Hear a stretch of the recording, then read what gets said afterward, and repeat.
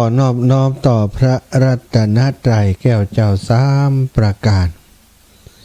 น้อมเอากุลพระพุทธกุลพระธรรมกุลพระสังฆเจ้าได้มาห่มเก่าเกศาปกปักรักษาศรัทธาญาติโยมทุกคนทุกท่านเจริญสุข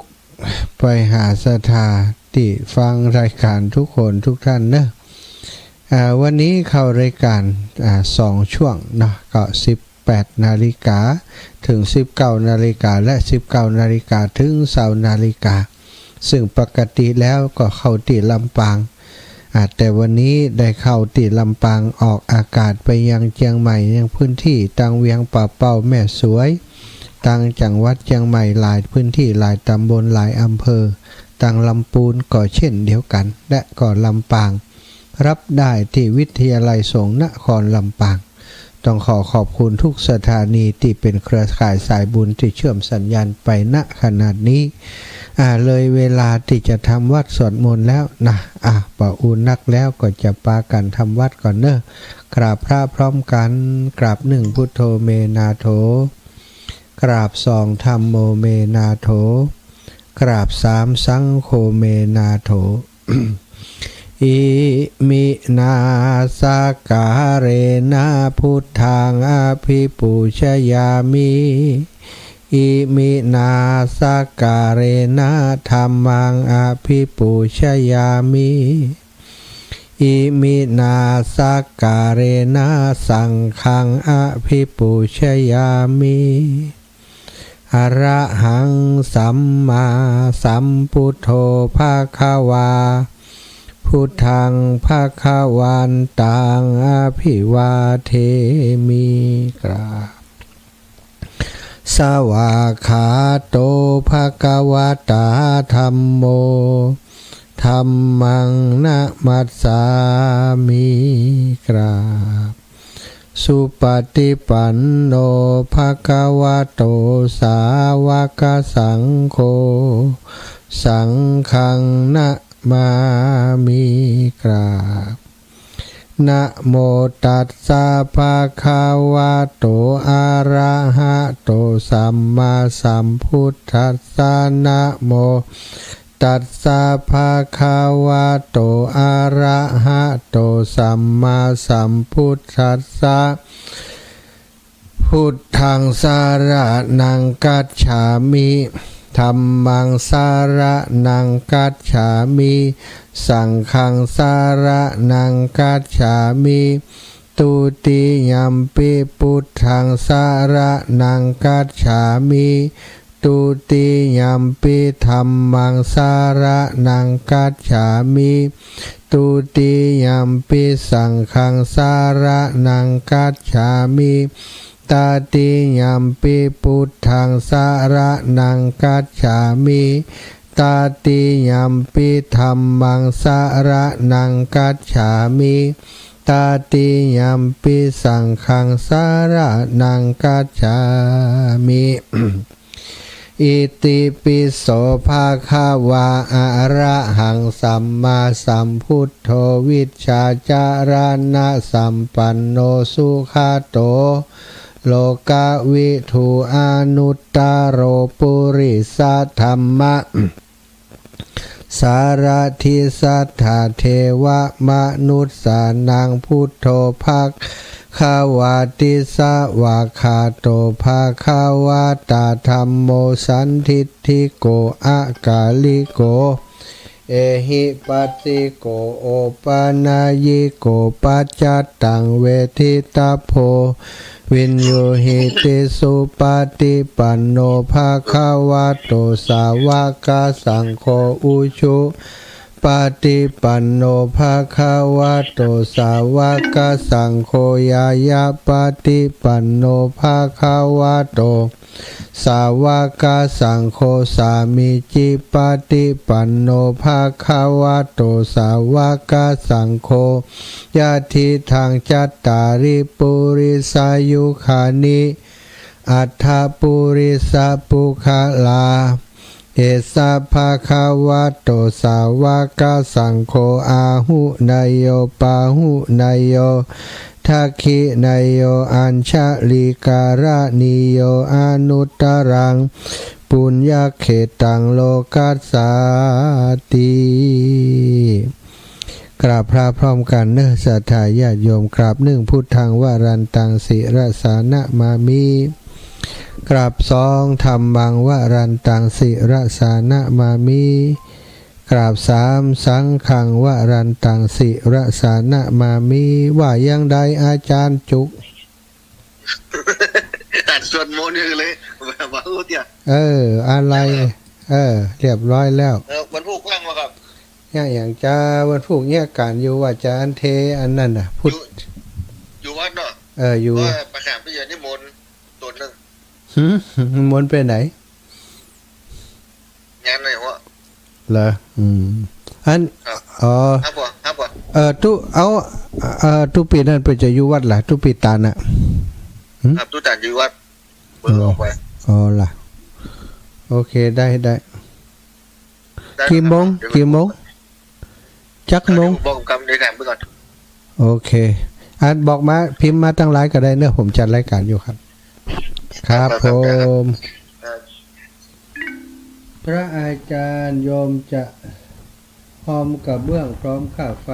ขอเลขบัญชีจะหอมกับเบื้องแล้วเนยเจ้าเดี๋ยวก่อนเด้อสาธุศรัทธาญาติโยมที่จะร่วมให้ร่วมหอมเดี๋ยวเอาเป็นจบรายการนะจะแจ้งให้ศรัทธาญาติโยมได้ฟังสำหรับคนที่จะหอมเนาะจะหอมจะร่วมบุญจะร่วมบุญร่วมกุศลก็ก่อยอันแจ้งให้ทราบตั้งนี้กันแล้วกันเดี๋ยวจะหลังที่จัดรายการเรียบร้อยนะก็จะได้แจ้งให้ทราบเรื่องสถาเอาละ0808844173ก้อยโทรตอนท้ายชั่วโมงเนาะอีก45นาทีตอนนี้ท่านอาจารย์กฤษครับตุลงมีอะไรเหรอครับคิดถึงนี่ดีไม่ค่อยได้ฟังครับไม่ครับอยู่ครับตุลงแม่ยังให้บอกพูดตอนกี้อยู่ไม่ถามไปทุดงเลยยังไม่ทุดงมีเพลงทุดงครับผมครับเดี๋ยวสังขารมันตายไม่ไหวนะครับผมค่อยอย่าใจร้อนครับผมสาธุครับอนุโมทนาบุญครับแม่ลองเคหะลุนเนาะบันหลิงการได้ร่วมบุญอันกระเบื้องมา 1,000 บาทอนุโมทนาบุญเป็นอย่างสูงเด้อจมโดยช่วยกันมาท่านอื่นๆด้วยเนาะโยมแม่ตุมมาแสนอิงคำน้องสมชิตอินทรวิชิตอีกหลายคนและตะวานี้แม่มะลิอารมณ์ดีก็ถวายร่วมบุญมา300 บาทนะหอมกับเบื้องหอมกับน้ำกับไฟตะกี้ก็โยมแม่บุญเกียรติลุนแม่คำมีกาจุมนะคนละ2 แผ่น2 แผ่นละ50นะ2 แผ่น100การอนุโมทนาบุญขอบคุณครับทุกท่านนะแต่ว่านี่แม่ย่าตังเมืองฝังเนาะแม่ย่าอุ่นวงเมธาได้ร่วมบุญมา2,000 บาทนะเป็นเจ้าภาพกระเบื้องนะแล้วอีกหลายท่านนะเปิ้นก็ให้หอมผ่านมาบางพ่องก็โอนเข้ามาบางพ่องบอกอาจารย์บ่ต้องบอกไข่เนอะบ่ต้องบอกบ่ต้องประชาสัมพันธ์ก็ได้นะก็ขอบคุณขอบอกขอบใจเนาะที่เข้าใจโยมจันเจริญนะโยมพัชรีโยมชุติการรอดพยัญนะร่วมบุญมา500 บาทนะร่วมบุญสร้างโรงครัวอนุโมทนาบุญเอาละคนท่านอื่นๆที่หอมมาเนาะไว้วันหลังนะวันก่อนแม่บัวเงินนะราชบุรุษหรือว่าแม่สมคิดราชบุรุษร้านต่องราชนาก็ร่วมบุญมาอีก1,000 บาทนะอนุโมทนาบุญครับแม่บัวเงินเนอะ ร่วมบุญสร้างห้องครัวเนาะก็ได้มีเจ้าภาพเก้าเจ้าศรัทธาเก้าเปิ่นถวายปัจจัยทานผ้าป่ามา 70,000 กว่าบาทแต่ว่าตอนนี้นั้นที่เราทำไปนั้นมันเกิน 70,000 แล้วเนาะศรัทธาตึงหลังคาตึงเสาตึงเล็กตึงอะไรอย่างต่างๆจากนั้นเขาก็คงจะช่วยกันบ่อยากจะรบกวนตั้งเจ้าภาพเปิ้นแหมเปิ้นก็สั่งไว้เหมือนกันนะว่าขาดเหลือก็บอกเตอะนะเฮามันเก่งใจบอกคือถ้าเปิ้นเอามาถวายเองโดยความโดยหันว่าทำเปิ้นทำแล้วเนาะแล้วก็อยากจะสนับสนุนแหมก็แล้วแต่เปิ้นแต่ว่าถ้าจะฮือไปบอกนั้นรู้สึกเก่งใจนะก็จะอู้ไปสำหรับคนที่เปิ้นหอมรายย่อยเล็กๆน้อยๆก็โอเคก็เงี้ยไปเนาะมดงบใดก็พักก่อน หาได้ใดก็ทำไม่เนาะสถาตอนนี้หลังคาเรียบร้อยแล้วก็ดีใจแล้วนอกนั้นก็คือก่อยเงี้ยก่อยสร้างก่อยทำไปวันเวลาต้องทำนู่นทำนี้หลายอย่างเนาะก็แบ่งเวลาเอาวันหนึ่งทำนั้นวันหนึ่งทำนั้นวันหนึ่งทำนั้นแล้วก็บางทีก็ต้องเดินทางไปช่วยการงานครูบาอาจารย์ที่ผ่านมาก็ไปที่ฝังนะรายการเพิ่นเรียกว่าธรรมสัญจรนะที่อำเภอฝางโดยท่านครูบาอาจารย์ที่ตั้งอำเภอฝางหลวงพ่อพระครูหลวงพ่อพระครูสุจิตตานุรักษ์นะด็อกเตอร์นะหลวงพ่อเปิ้นเป็นเจ้าคณะอำเภอและเปิ้นจัดกิจกรรมธรรมสัญจรเป็นธรรมสัญจรประจำปีคนครั้งสุดท้ายของปีนะของคณะธรรมทูตของอำเภอฝางเปิ้นจัดแต่ว่าก็ได้ไปร่วมบุญร่วมกุศลแล้วก็ได้ไปเยี่ยมญาติโยมที่ห้วยงูในประชุมเกี่ยวกับกิจกรรมที่จะทำการบูรณะปฏิสังขรณ์สร้างเจดีย์คือกับวัดโสภณารามบ้านห้วยงูในนะพระครูศรีก็ได้ต้อนรับเป็นอย่างดีสถาประชุมหารือกันในการกำหนดว่าจะ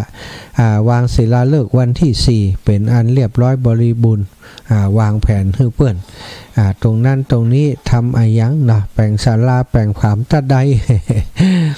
แล้วก็วันที่11นี้เนาะใกล้แล้วนี่วันนี้วันที่อย่างสถาวันที่6เนาะวันนี้วันที่6วันที่11นี้จะมีงานปกติเป็นงานประจำปีเนาะเมื่อก่อนเรียกว่าอิติปิโส108จบที่วัดปากทางเจริญมีกิจกรรมหลายอย่างที่ผ่านมาแต่ว่าช่วงนี้เศรษฐกิจอย่างแล้วก็ปัญหาหลายๆอย่างครูบาอาจารย์ก็เก่งใจศรัทธาญาติโยมท่านอาจารย์พระครูพิวัตรบอกว่าปีนี้ก็ทำเหมือนแต่ว่าทำน้อยๆเนาะทำให้รักษาประเพณีไว้ส่งน้ำพระพุทธรูปส่งน้ำพระธาตุแล้วก็มีการสืบชะตาประจำปีคือกับศรัทธาญาติโยมคลื่นสีขาวและศรัทธาพี่น้องบ้านปากทางเจริญอำเภอดอยหลอกก็ทำกันวันที่11เริ่มตั้งแต่ 9 นาฬิกาถึง 11 นาฬิกาศรัทธาตังลำปางก็ไปกันหลายตู้เนอะพี่น้องแม่บัวเร็วชัยอุดพี่น้องตังบ้านปงเหนือปงใต้เนาะบ้านจุดหลวงก็จะไปตัวหนึ่งกันพี่น้องจากตังบ้านจูดบ้านจำนะบ้านจูดบ้านจูดบ้านประจำนะบ้านประจำบ้านน้ำโจ บ้านประจำน้ำโจหนึ่งกันแล้วก็จะมีรถส่วนตัวนะจากโถกหัวช้าง2กันแล้วก็ของอาตมาอีก1กันก็จะไปร่วมบุญกับครูบาอาจารย์ที่วัดปากทางเจริญศรัทธาญาติโยมใครจะร่วมโดยช่วยกันร่วมไปร่วมบุญด้วยกันก็เรียนเชิญเจริญปอนจะพาไปพุทธมณฑลแล้วก็พาช่อที่แม่วางเลยเนาะเผื่อศรัทธาเปิ่นไปก็จะได้หันนู่นหันนี่นะไป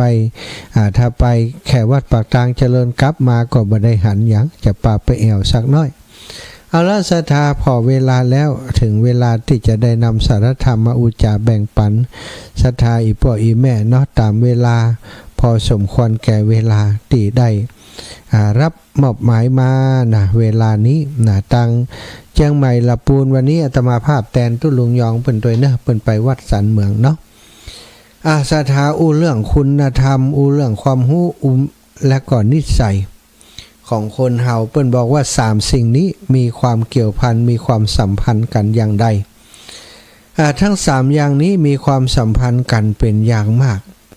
เพราะคนที่จะสร้างนิสัยอันดีงามให้แก่ตนได้นั้นต้องมีความรู้ที่แจ่มแจ้งในคุณค่าของนิสัยอันดีงามว่ามีผลดีแก่ตนและสังคมอย่างใดนิสัยอันถาวรจะกลายเป็นอุปนิสัยคุณธรรมต่างๆอาจจะแสดงออกมาจากอุปนิสัยนั้น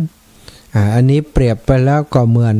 อนกระจกเงาย่อมจะสะท้อนภาพออกมาภาพจริงเป็นอย่างใดเงาในกระจกก็เป็นอย่างนั้นอุปนิสัยก็เหมือนตัวภาพจริงเป็นตัวเฮานี้นิสัยเหมือนเป็นกระจกนะสถาส่วนพฤติกรรมต่างๆที่เฮากระทำแสดงออกมาทางกายทางวาจาทางใจทางพฤติกรรมส่วนพฤติกรรมนะเป็นกระจกนะส่วนพฤติกรรมเหมือนกระจกในเงาในกระจกนั้นสิ่งที่เฮาทำนั้นก็เหมือนเงาในกระจกนั้นเวลาเฮาแยงแว่นเวลาเฮาส่องกระจกซะทะนิสัยของเฮานั้นนิสัยของเฮานั้นก็เหมือนครับเป็นอุปนิสัยเนาะอุปนิสัยนิสัยอันถาวรจะกลายเป็นอุปนิสัยเป็นคุณธรรมต่างๆเหมือนที่ว่ากระจกนี่อุปนิสัยเหมือนกับภาพจริงเหมือนกับตัวเฮานิสัยเหมือนกับเป็นกระจกนิสัยนี่เป็นกระจกที่ส่องสะท้อนออกมาส่วนพฤติกรรมที่แสดงออกนั้นก็คือเงาในกระจกนั่นเองกายและวาจาของคนจะสะท้อนหือหันอุปนิสัยส่วนลึกของเขาเป็นอย่างใดเขาอยากจะรู้ว่าคนนี้อุปนิสัยส่วนลึกเป็นอย่างใดก็ดูพฤติกรรมของเขาซะค่ะพฤติกรรมก็มาจากนิสัยของเขาเมื่อพฤติกรรมแสดงออกอย่างใดนิสัยเขาก็ต้องเป็นอย่างนั้นอุปนิสัยลึกๆค่ะนั้นสิ่งที่ลึกๆของเขาก็จะต้องเป็นเช่นนั้นเหมือนกันอันเนี้ยเราจะสังเกตคนต่างๆได้อย่างนี้แล้วก็สังเกตตัวเขาก็ได้จากตัวนี้เหมือนกัน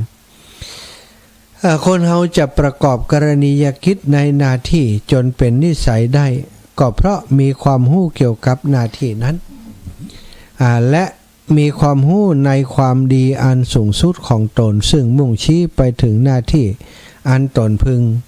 ทำในให้ดีที่สุด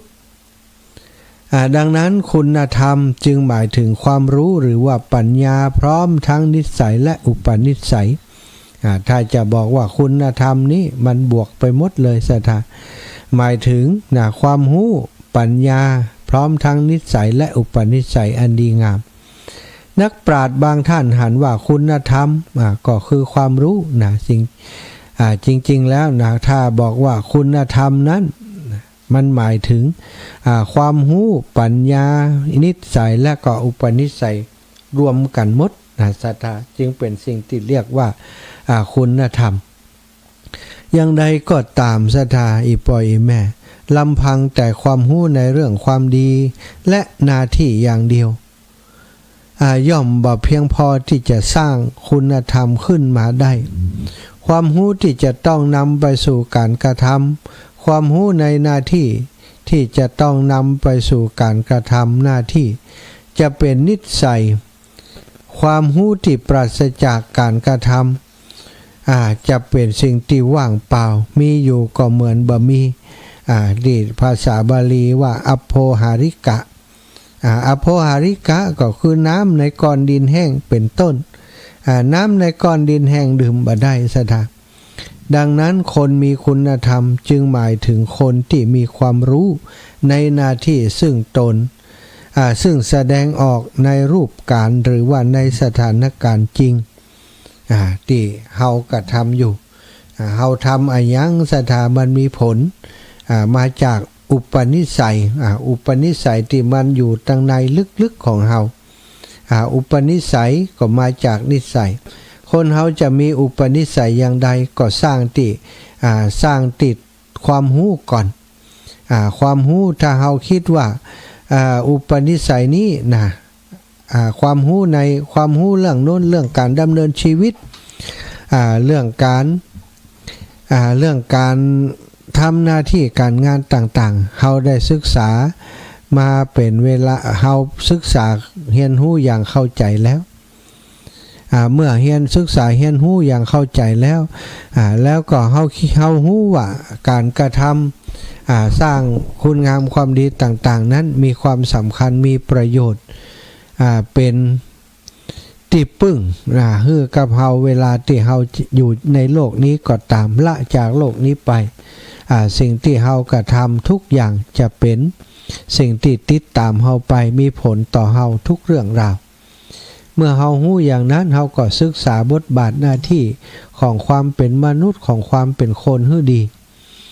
บทบาทของมนุษย์มีหลายบทบาทมีหลายหน้าที่มีหลายอย่างหลายประการบทบาทที่เฮาเกิดมาเปิ้นว่ามันมีเฮานี่เป็นนักแสดงหลายหน้าเหลือเกินแ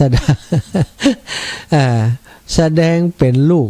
ตอนน้อยๆเป็นลูกแล้วก็เป็นแสดงเป็นลูกแสดงเป็นน้องแสดงเป็นพี่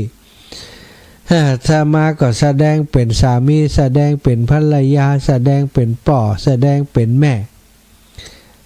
ศรัทธาแล้วต่อมาก็เป็นปู่ย่าตายายเป็นคนเฒ่าเป็นคนสูงวัยเป็นหัวหน้าองค์กรเป็นผอ.เป็นอะไรยังก็แล้วแต่ในตำแหน่งหน้าที่ที่บทบาทสมมุติเฮาได้รับจากการทำงานของเฮาการทำงานทุกงานล้วนแต่กำหนดโดยความรู้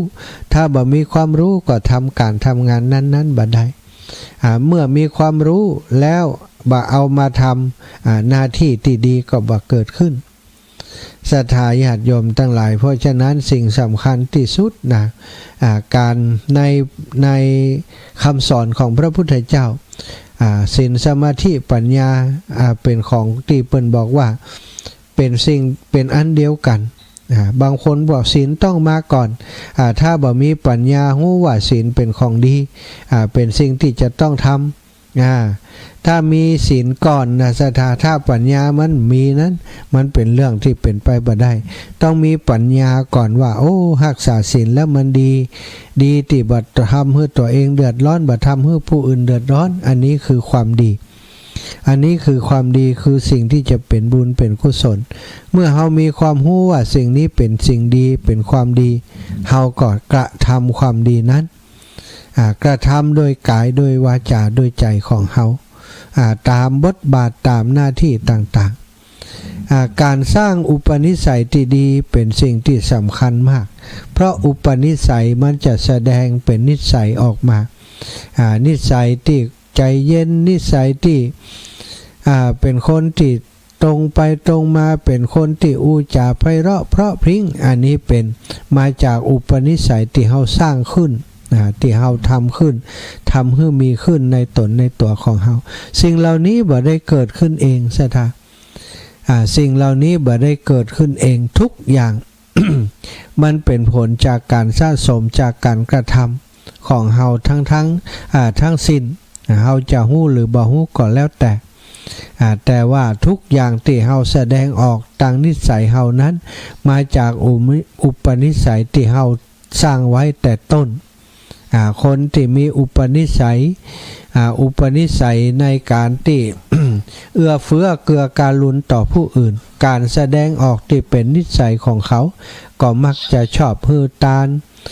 มักจะชอบช่วยเหลือกิจการงานผู้อื่นบัดนิ่งดูได้พฤติกรรมที่แสดงออกมานั้นศรัทธาเป็นสิ่งที่เพิ่นเรียกว่าคุณธรรมคุณธรรมจะเกิดขึ้นได้ก็มาจากอุปนิสัยในใจเขาเป็นอย่างใดนิสัยที่เขากระทำแสดงออกมาคือเฮาหัน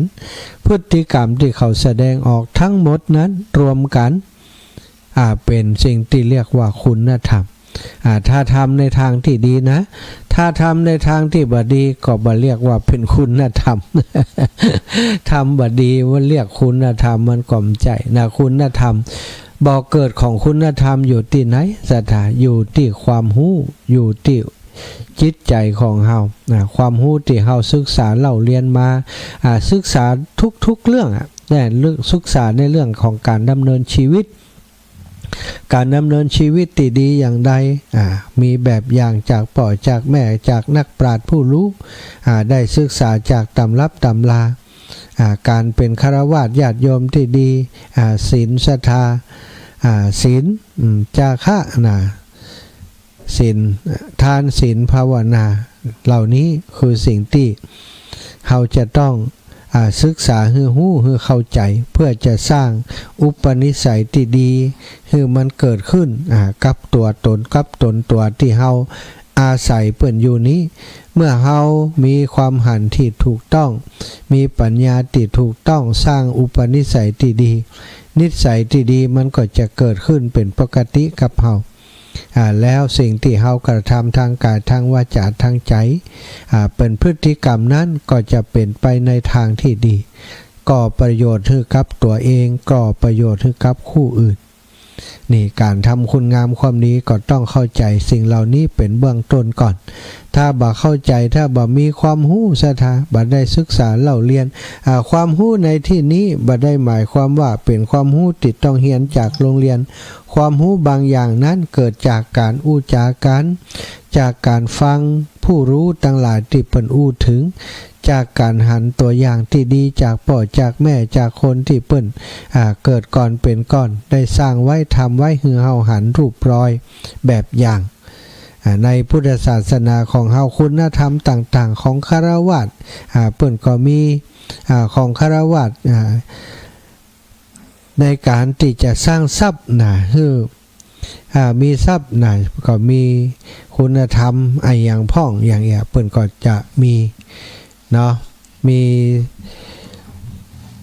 นอกจากคุณธรรมชั้นสูงแล้วคุณธรรมระดับล่างก็จำเป็นจะต้องมีที่จะต้องอยู่กับโลกนี้ก็ต้องอาศัยคุณธรรมหลายๆรูปแบบเป็นฆราวาสเป็นผู้ครองเรือนก็ต้องทำหน้าที่ของผู้ครองเรือนฉันทะวิริยะจิตตะวิมังสาเนี่ยคุณธรรมที่จะทำให้คนประสบความสำเร็จถ้าเราศึกษาเราเข้าใจมีฉันทะในสิ่งใดมีความใส่ใจใฝ่หู้ในเรื่องใดเราก็ศึกษาให้เข้าใจแล้วก็สร้างอุปนิสัยไปในทางที่จะเกิดประโยชน์ให้กับการเรียนรู้ของเรานั้นนิสัยมันก็จะแสดงออกมาจากอุปนิสัยที่ดีแล้วก็พฤติกรรมต่างๆก็จะเป็นไปในทางที่จะก่อให้เกิดประโยชน์กับเราเพราะเรามีคุณธรรมค้ำชูอยู่ในจิตในใจของเราเนาะศรัทธาญาติโยมก่อนที่จะเปิดสายกับศรัทธาอีพ่ออีแม่ขออนุญาตแจ้งให้ทราบสำหรับพี่น้องบ้านฟ่อนเนอะโปงแสนทองบ้านสาราหลวงเนาะบ่ได้ไปแอวหาหลายวันแล้วเนาะศรัทธาว่าตึ้มมาแล้วข้ามเดียวไปอยู่แต่ว่ามีธุระไปที่อื่นนะแล้วก็บ้านฟ่อนสาราหลวงบ้านโปงแสนทองเนี่ยเปิดเลือกเอาเสาร์อาทิตย์เท่านั้น เพราะบ้านนี้รถบ่มีที่จอดนะเปิดอยู่ใกล้แถวโรงเรียนเนาะเปิดก่อนนิมนต์เสาร์อาทิตย์พรุ่งนี้โยมน้องสมจิตอินทรวิจิตเปิดนิมนต์ที่บ้านฟ่อนก็จะลวดไปศาลาหลวงของแม่อุไรวันแล้วก็บ้านโปงแสนทองของโยมแม่จันสมเซนทองหลานแม่ย่าเรียบวางสมบัติแม่ปราณีที่โปงแสนทองเนาะครับประจำแล้วก็นิมนต์ไว้เป็นประจำละศรัทธาวันที่11ใครจะไปด้วยกันเพิ่มเติมก็แจ้งมาเนอะที่วัดปากทางเจริญเนาะเจริญปอนแม่กัญญากรแม่กัญญากรหันชนะแม่กัญญากรหันชนะเนาะแม่กัญญากรหันชนะโทรมาแล้วก็วางสายไปเปิดสายแล้วศรัทธา0808844173 0808844173นะเบอร์อาจารย์จำง่ายแต่บางคนก็ว่าอาจารย์จำยาก แม่จดบัตรตันนะ0808844173เนอะศรัทธา โทรมาอุจาแจ้งผลการรับฟังมาได้เลยโอ้โยมแม่ยังได้จิมามันได้นี่เอาเจริญพรนี่แม่ กับนมัสการเจ้า จ้า วันไหนนะพระเจ้าคือลูกโอนสตางค์ไว้คือแล้วเจ้า อ๋อแม่กัญญากรเนาะโอน เจ้า มา อั แล้ว น ล่ะ หอมหงครัว200แล้วก็อย่างก็ผ้าป่ากระน้ำกาไฟ อ๋อเจ้าเจ้าเจ้า นั่นนะท่านอาจารย์จัดการโดยเจ้า เจ้าเจ้าเจ้า ก็หายไปหลายวันนะติดเนาะ เจ้าอีแม่เจ้าแม่เจ้า ได้อยู่ได้ย่างเนาะเสียงกำลังดีมานี่นะ เจ้าโยมแม่ รักษาสุขภาพด้วยนะเจ้า ขอบคุณอีแม่นักเน้อ เจ้ากับพบนักธรรมสการเจ้า สาธุเจ้าแม่กัญญากรหันชนะหายไปหลายวัน ก็บ่ได้จัดรายการหลายวันแต่คืนก็บ่ได้จัดสักคำเนาะเดินทางแต่คืนนี้เดินทางจากฝางมาถึงนี่2-3 ทุ่มสถาเจริญปอนแม่น้อยอุตุดี เจ้าทุลูกแม่ฟังอยู่เนอะก็อันโทรศัพท์แม่เป็นโทรศัพท์ใหม่จากโต๊ะก็คือออนขอแปงแต่ว่าทั้งเจ้า เจ้าก็ คือผู้ใหม่เจ้า โอ้ดีแล้วเนอะสาธุแม่ เจ้า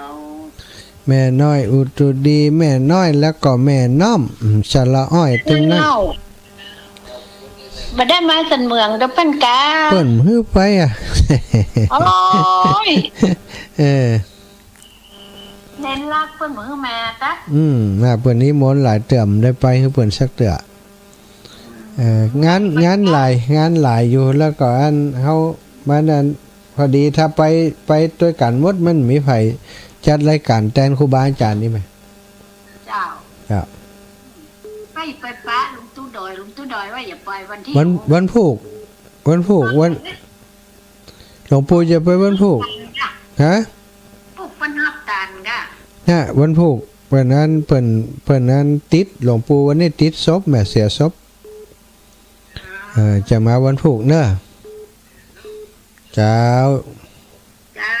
เจริญปอนแม่ศรีพันธ์รัตนะ เจ้าอำเภอบ้านทองจังหวัดลำพูนเจ้า รัตนะผมอายุ80ปลายแล้ว 85เลย ดู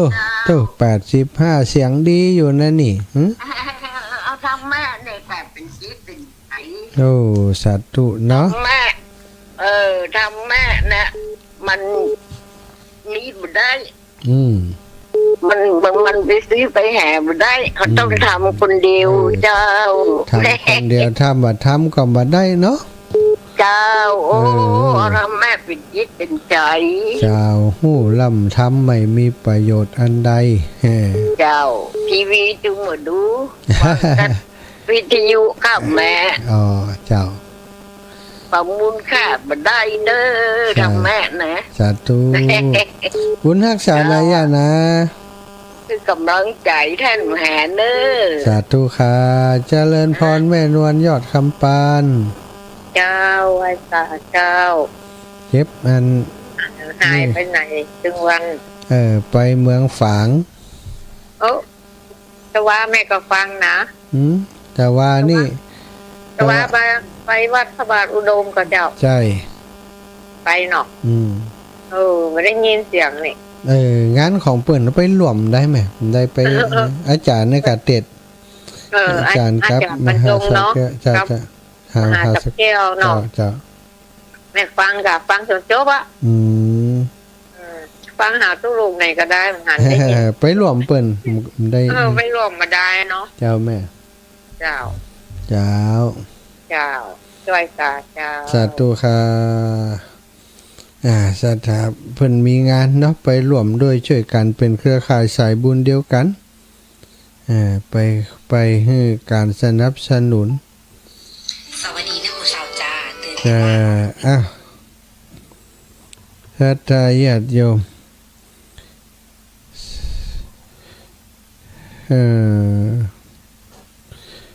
0808844173โทรมาได้โทรมาคุยกัน โทรมามาจากกันได้เนาะ0808844173รายงานผลการรับฟังได้นะรายใดนี่มาทางเพศนี่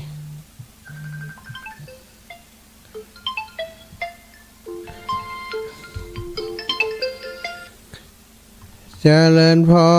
รแม่เครือวันสบายดีกะอาจารย์อาจารย์สบายดีเนาะได้อู้กันมื้อนั่นแหละอีแม่สบายดีเนาะเจ้าหนาวเนาะมันก็หนาวแล้วนะเจ้าดีขึ้นแล้วนะแม่อากาศดีขึ้นแล้วดีขึ้นจ้ะเจ้าน้องน้อยรับอ่ะรับแล้วเจ้าตัวแม่มันมาเจ้าท่านอาจารย์ถ้าพ่อแม่มาก็อยู่ด้วยเขาแหละตัวแม่มาอยู่ด้วยเขานอนละบ้านนี่มันอีกได้ท่านอาจารย์บ้านก็มีงานจ้ะคือตีดินบ้านเจ้า8ถึงสิ้นปีวะเจ้าแม่เจ้า8ถึงสิ้นปีซื้อที่ดินเพิ่มเจ้าที่ดินเพิ่มเจ้าดีเริ่มเพี้ยววัดก็ตั้ง25ไปเจ้าช่วยกันเนาะดีละสร้างบุญสร้างกุศลร่วมกันไปเดี๋ยวจะไปเอวท่านอาจารย์เป็นยังไหมเป็นยังเจ้าสาธุอีแม่สาธุค่ะเจริญพรแม่มอมแม่ย่ามอมแม่มอมอินแก้วตันวงเจ้าไหว้เจ้าท่านพระมหาเจ้าแม่โทรมาไม่ก็ฟังตัวฟังเนี่ยไปทางนี้ไปพระบาทอุดมก็เจ้าแม่ไปพระบาทอุดมไปห้วยงูในแต่ว่านะไปเยี่ยมญาติโยมทางเมืองฝางเจ้าแม่ก็ไปหลายเทื่อแล้วหรอก2 เทื่อ 3 เทื่อแล้วเจ้าดีแล้ว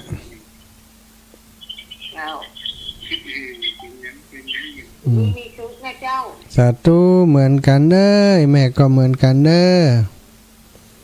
อบุญรักษาแม่มอมอินแก้วตันวงแม่เครือวันเนาะจากสันทรายแม่นวลยอดคำบันแม่ศรีพันธ์รัตนพรหมแม่ศรีพันธ์รัตนพรหมนี่อายุ85 ปีนะบ้านโฮงลำปูนแม่น้อมสุภาวงศ์แม่น้อยอุตุดีให้นาน้อยแม่กัญญากรหารชนะหมู่บ้านขวัญเวียงหางดงท่านอาจารย์กฤษพุทธอุทยานเชียงใหม่อันนี้อย่างใดพยายามติดต่อและติดต่อได้กะ เปิดสายอยู่ใครที่ติดต่อไม่ได้ก็ติดต่อมาใหม่เนื่อแม่สุกแก้วตะกิมได้รับสายกับ0808844173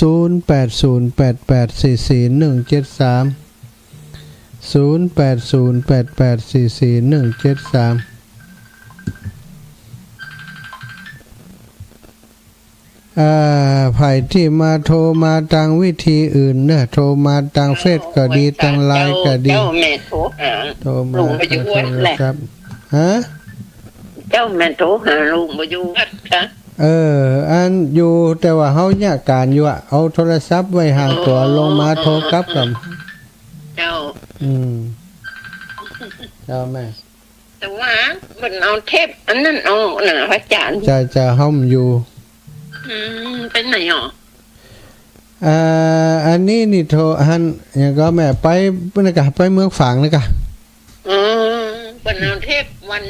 นั่นน่ะใจเฮาเนี่ยเป็นคนสั่งขอออกถ้าเห็นนะดูเจ้าที่คนจิตทำม่วนนั้นนะเจ้าเฮาเนี่ยสั่งเขาเจ้าตัวพระอาจารย์ไปไหนหมอเจ้าไว้ชาเจ้าสาธุเจ้าศรัทธาที่โทรมาตังเครื่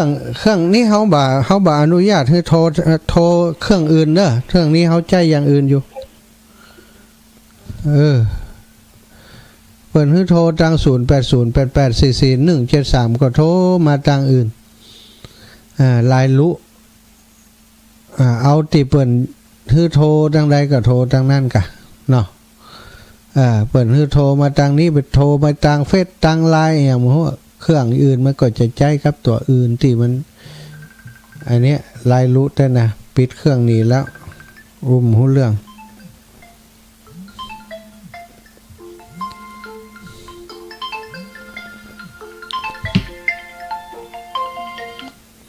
เจริญพรเจ้าแม่เก่านักการแล้วล่ะคะฮะนักการแล้วอ่ะแล้วไปแล้วแต่โอ้ยาการจะเล็กจะน้อยไปแล้วแต่ห้องครัวมันเล่นเป็นปีป่ะน่ะเจ้าการอยู่ทั้งบ้านคงกำลังใจนึงเอาเนาะจัดตู้เจ้าเจริญพรแม่สุขแก้วสอนศรีนุสรศรีลาพรศรีเตี้ยเจ้าจัดไว้ชาเด้อติดตามตลอดเวลาเด้อแต่ว่าปล่อยพระบาทอุดมพุ่นน่ะเจ้าแม่ไปนอนม่อนจำพอยคืนเนาะ แม่สุเกี้ยวติดตามตลอดเด้อเจ้าเอาวัดกันเมืองแม่สุเกี้ยวบ่ได้ปล่อยจักกรรมก็ไอ้นี่บ่ได้เพราะแม่สุเกี้ยวเป็นเมาหัวเจ้าโอ้ยเมาหัวแล้วเขาปล่อยเขาก็กลัวไปล้มอีกอะเจ้าจับไว้จ้าเด้ออากาศมันก็อุ่นมาแล้วเนาะเจ้าโยมแม่ดีขึ้นแล้วอากาศพอจังได้คล่องแล้วขอดูแลสุขภาพตัวเยอะๆเด้อเจ้าอีแม่บุญรักษาสาธุเจ้าสาธุเจ้าศรัทธาญาติโยมเวลาหมดเวลาเนาะก็ขอนำรายการจากลาไปด้วยเวลาเพียงเท่านี้คนติดนี่บ่ได้โทรมา ที่โทรมาทางอื่นขอแจ้งให้ทราบว่าเวลารับสายในการออกรายการจะรับเฉพาะ0808844173เนอะจะบ่รับสายอื่นที่โทรมาทางวิธีอื่นโทรมาทางไลน์ก็ดีโทรมาทางเฟซมันเดี๋ยวนี้มันโทรเฟซก็ได้โทรไลน์ก็ได้เนาะอาตมาจะบ่รับนะสตาเพราะว่ามันจะยุ่งกันนะคนที่เปิ้นโทรมาทางเฮาทางฮับทางพุ่นทางเฟซก็ฮับทางพุ่นก็ฮับมันวุ่นวายแล้วก็ส่วนใหญ่อาตมาจะใช้โทรศัพท์เครื่องที่สตาโทรตะกี้นั้นนะโทรมาทาง Facebook อาตมาจัดรายการใจจัดรายการก็คือใจไลฟ์สดถ้าสตาโทรมานั่นเหี่ยมันก็ยุ่งแหละเนาะแจ้งหุดสับวันนี้ก็ขออำนวยพรทุกคนทุกท่านอยู่ดีมีสุขอายุมันขวัญยืนเนอะจากฮิก็ปันมาจากหาก็ปันใดเดินทางขึ้นเหนือล่องใต้ปลอดภัยทุกเส้นทางจัตตาโรธรรมาวัฏันติอายุวันโนสุขังพระลา